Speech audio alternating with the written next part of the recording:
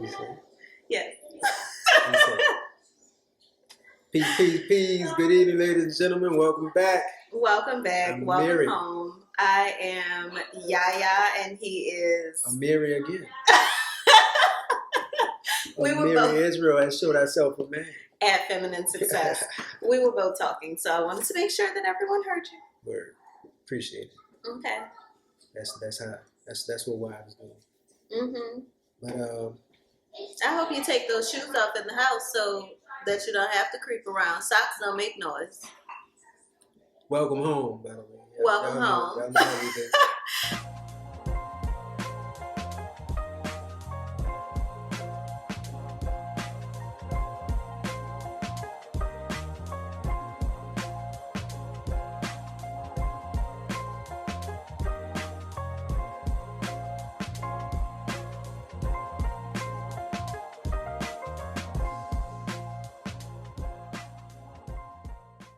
For those who know and for those who don't know, you are in the zone. Yes, we are parents of 4 free birthed homeschoolers. Well, 3 of them were free birth, but they've been free since birth, so they make a lot of noise and do all kinds of things. And so that allow me to segue, but this is like a kind of reverse segue. We didn't know. So the topic of this discussion, this talk, is a question that we get a lot, which is how did we meet? And lo and behold, we did not know or think that we would have 4 kids. We didn't think that we would have 4 children together. We didn't even think together. we would be together. And it wasn't like 1 second. We're back. But yeah, we didn't think we would be together, and it wasn't like, you know how sometimes you're like, I didn't even like him. It wasn't like that. I don't think that I would be in a relationship with someone who I initially did not like, but we just didn't see each other that way. Like, he was a nice guy. I thought he was quite handsome, and he dressed really well, but I was in a relationship when we met. And of course, I thought she was beautiful. The smile, see that smile? Caught me. I didn't know she was in a relationship at all, but I definitely made sure I let her know that she had a beautiful smile. Yes. And this was on the famous Canal Street, New Orleans. Yes. One of our favorite spots. We were, those, like, if you've ever been to New Orleans or Atlanta or a big city like that, the guys like Rastas who are on the corners selling their wares like incense, oils, jewelry, things like that. So we met at one of those tables, which happened to be my uncle and his mentor at the time. Yeah. And our relationship is very spiritual, just in general, always has been a very spiritual connection. But it's not lost on me that we met in New Orleans, which is a very spiritual city, and at this spot that was just highly energetically charged. There were always like incense burning, prayers, and folks coming around. If you are at all a part of the Rasta community, you know the kind of energy that they carry. So it was that. Everybody around the table, we would always get in a deep discussion. Mm-hmm. It was never foolish energy. It was always love around the table, and just so happened we would meet in this type of environment. So that explains a lot. So I was visiting my uncle, probably grabbing some incense or black soap or something like that, and he walked up, and I saw his jacket, and I liked it a lot. And I was like, oh my God, I love your jacket so much. If I could fit it, I would take it from you. She was trying to jack me, y'all. But it's all good. You know what, though? I'm the type of dude that I'd have gave it to her. He would have. Like, yeah, you cold? Yeah. Don't worry about it. You can go. Look, I'm not gonna make you take the jacket off. Take it home. I get it later. But you didn't say that. Well, You said. I said because I don't remember. You don't remember what you said? Did I say thank you? You said thank you. You also but said, said, and you could have it. You said I would give it to you, and then you said, and you have the most beautiful smile I've ever seen. And it's the truth. Y'all see it right there? Oh my goodness. He's very flattering. Hey, I try to be, especially with you. Only with you. So, I said thank you, and that was really it as far as it went, because I was actually at the table with my then boyfriend, and he didn't realize it because we weren't like standing together. And then from then we would see each other all the time in the reggae club. His best friend was one of my good friends, so I would see his friend and speak to the friend, and then I would see him and speak to him, and we just kind of became good acquaintances, not even friends. Yeah, we would always see each other in passing too. We would always cross paths, and that's interesting within itself. Further along in the story, get into why that's interesting. Right. Yeah, but we've always noticed each other in a certain way. It wasn't like it wasn't like, oh, she nice, or she fine, or she sexy. It wasn't never that. It was just a notice. Familiarity. It was a familiarity. Like a feel. And speaking of spirituality, it was just a spiritual familiarity. We just, connected. It's just we just didn't connect long enough to realize how deep the connection was. But yeah, we always recognized each other. That was very, very interesting. And I just thought it was so interesting. I thought you were just a person with a good spirit, because every time I would see him, even though I was like closer with his best friend, I would speak to his friend and I would come and speak to him, and this feeling would just come over me of like home, like. And back then I would describe it like, it feels like going to my grandma's house. Like the feeling I get when I go to my grandmother's house is the feeling I get when I see this guy. Which again, you're still not thinking, I still wasn't thinking, oh, this is my soulmate. This is my husband. I was thinking, because when you feel that grandma's house feeling, you're not thinking sexy. You're not thinking fine. You're not thinking any of that. Safe. You're thinking safe. Yeah. And that's how I felt. So time passed. I moved to a different city with the boyfriend, and we broke up. And then we reconnected via Facebook, which was like, it's so weird because I see online dating and I'm like, oh God, this is so strange. But we already knew each other, and he would just like poke me. Y'all remember when folks used to poke?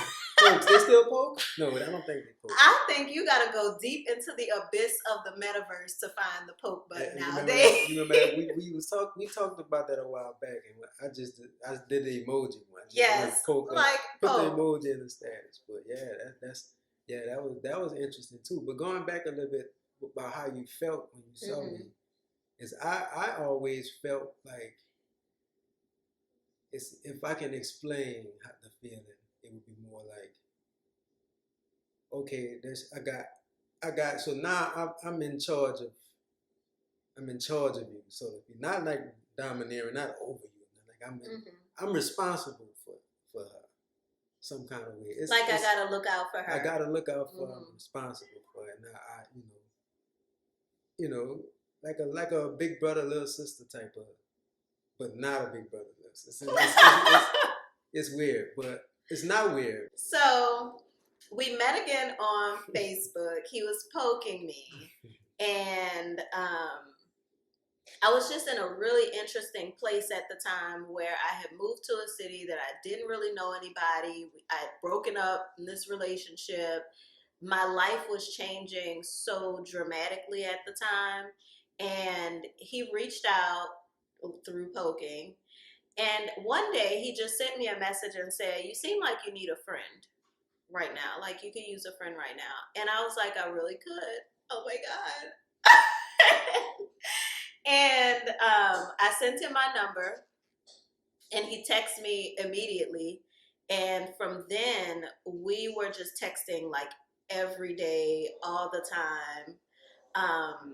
And then there was one night where we text like 140 something times back and forth. Yeah. And we were talking about things that neither of us could find anyone else that we could connect with on these things. Things like God, things like the cosmos, things like ancient history and religions, and deep conversations, mindfulness, subconsciousness, all these things that we could not find anyone else who not only would go there with us, but would be there. Like, you have some people you can have deep conversations with, and they're like, all right, now let's move on. We could be there together for hours at a time and get lost in it. And we could also be silent together for hours at a time and not feel like something was wrong. Yeah, that won me over a lot, because it was always previous relationships where I would do that, and it was never a problem. I just didn't want to talk at the time. It's like sometimes, and I do that. Like, it's silence just to. He's an Aquarius, if anyone's wondering. Yeah, just to be serene in the moment or something, something like that. And we would be silent for minutes on hand, and just pick up conversation again, And she would probably start humming or singing or something. It was definitely one of those fall asleep on the phone kind of relationship, friendships. Mm-hmm. But even then, what's so interesting is that even then, we did not think that we were going to be together. Mm-hmm. We weren't even thinking about that. We were just, I know I was just really glad to have found someone who could relate to me, who understood me, who I could go into the deep with and just be deep and be serious, but also have fun, and whose mind was on the things that my mind was on, who valued the things that I valued. And then I moved back to New Orleans, and we still were not on the thought pattern of dating. He was like, hey, I got this video I want you to see. I'm going to come and pick you up and show you this video. And he did. And it was more deep. Right, deep stuff. And I was like, wow, this is really good. But in that moment, I think that was the first moment that I realized, oh, this could be something, because we were watching the video in his car. He had a TV in his car at the time. He was living his young single bachelor life. Yeah. Rims, whole situation. Coupe. And coupe, 2 doors. Where are we going? But as we were sitting there and I'm listening to what is in the video and I'm paying attention to our vibe together, my thought was like, we could be really powerful together. This is a lot of power in this car, was my first thought. Mm-hmm. And from there, I think we just kind of gradually grew. From that time until when we got married was like 2 years. Yeah. So within that first year, all this is happening within the first year. Within that first year of us coming together from Facebook, because this was 2 years after we had initially met, and had seen each other around and stuff like that. Within that first year, we decided, okay, we're both thinking about marriage. We're both thinking about, we weren't really thinking about marriage. I'll change that up. We were both praying to God at the time. We were praying individually. I didn't know what he was praying. He didn't know what I was praying. But I was, after being in that relationship, becoming a single mom, realizing, I thought I was going to be a wife. I've been doing all these things to become a wife, and now I'm not. I was praying to God to show me the type of woman that I needed to be to have the life I knew I wanted to have, which was to be a wife, to be a mother, to be a strong presence in my family's life, in my community, as well as being a businesswoman. but I knew that mentally and spiritually I wasn't there yet. So that was my prayer. And yeah, and likewise, pretty much the same. I was praying to be a stronger man. Like just it was something deep down inside, and I'm solid. I was pretty solid dude. Solid bachelor, solid young man. But it just felt deep down inside that there was more that I needed to witness and see and experience. And I just, I prayed for like an hour strong, and in my closet, I got in my secret place and prayed, and just pretty much that. And when you pray for something like that, and it's pleasing to God, like things start moving, like really. And it's important that we recognize when they start moving, and when they start moving opposite of what we think or how it's supposed to move, then we still have to pay attention. And that's really happened. And she was brought into my life. And it takes sometimes it takes they say usually mentioned for like politicians and stuff, but a man isn't trusted if he doesn't have a family, if he can't conduct a family. So that was the route, that was the steps where the mountain started coming together for us. So we both were channeling that. Like we want to become better individuals. In order to become better individuals, we needed each other to help each other do that. So, but that was my prayer, to become a stronger man in family, marriage, that relationship in general, to be able to manage a relationship on both sides helps you to become a better individual. Yes. And so we are living in our answered prayers, really. Yeah. And a lot of times people ask, well, what keeps y'all together? And when you're going through hard things, we've shared here how much hard stuff we've been through together. From money things to, like we mentioned before, home birthing, to trust things, to just growth and evolution as individuals. Remembering that we prayed for this, remembering that we designed a mission together, remembering that we are friends at the root of it all, and keeping the golden rule, treating each other how we want to be treated. Yeah, and even in our time as friends, when we were talking, we would like pretty much draw the blueprint for the mission. Before we even knew we were going to do it together. Because I would always say, what I want in a relationship or marriage is something that people haven't seen in a while, or if haven't seen at all. Like real big examples of a supreme marriage. You know what I'm saying? And that was our conversation. Like stuff like that, like building the blueprint, like I said just now, about the mission, and how a marriage is supposed to be, and what an upstanding marriage should look like. So that's what we were talking about. And didn't even know it was going to be us. We didn't realize it was going to be the two of us, or that we were talking to each other about each other. But now looking back, as we were saying what a marriage ideally would look like for each of us individually, what a supreme marriage would be, what an upstanding marriage would be, what a great family would be, we realized that we agreed on everything, that we valued the same things, and our thought processes were similar. We're completely different personality-wise, but we are always on one accord with our values. So we kind of move forward from there. He asked me to be his girlfriend one day, and I was like, no, because again, I had prayed, and I had prayed in that prayer, the next man that I'm with is going to be my husband. I was no longer available for a boyfriend at all. I didn't think you were, I thought that you were too valuable of a man to be a boyfriend. I thought that I was too valuable of a woman to be a girlfriend. Now, do people need to take time and get to know each other and things like that? Yeah, sure. I just didn't like those titles, and I knew that I wanted something that was committed to.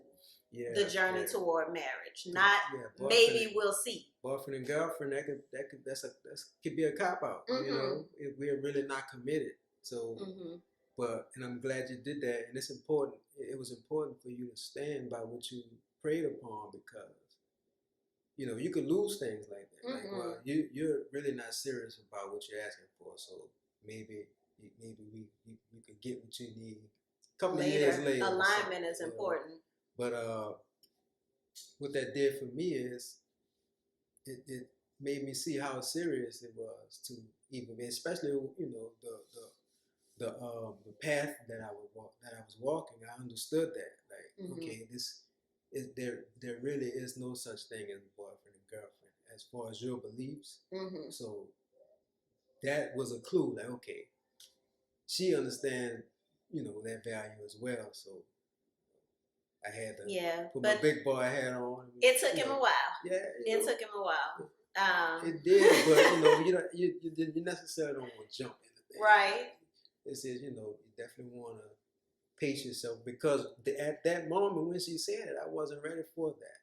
But I knew I wanted that. And I knew that it was worthwhile going into this with her. So I'm like, well, let me build myself up to, you know, to that. So, and a while was like a couple months for him to be like, okay, we can step into this, you know, start that journey together. So we went from friends to, will you be my girlfriend, to no, I will not be your girlfriend, to, okay, we can start courting.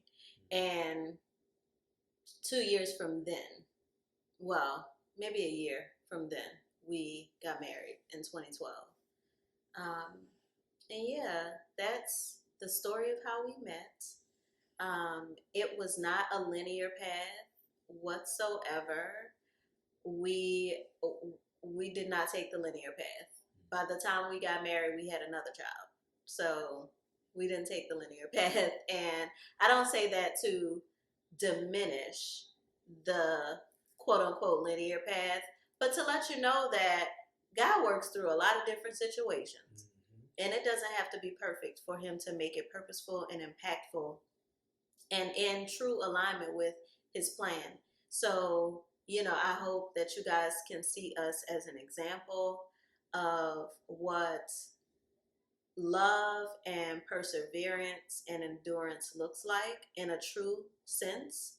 And seeing what those things look like with boundaries, seeing what it looks like to we both have boundaries. We both have very clear communication guidelines that I'm not going to respond to this. I'm not going to respond to that. Right. We're very, very honest with each other.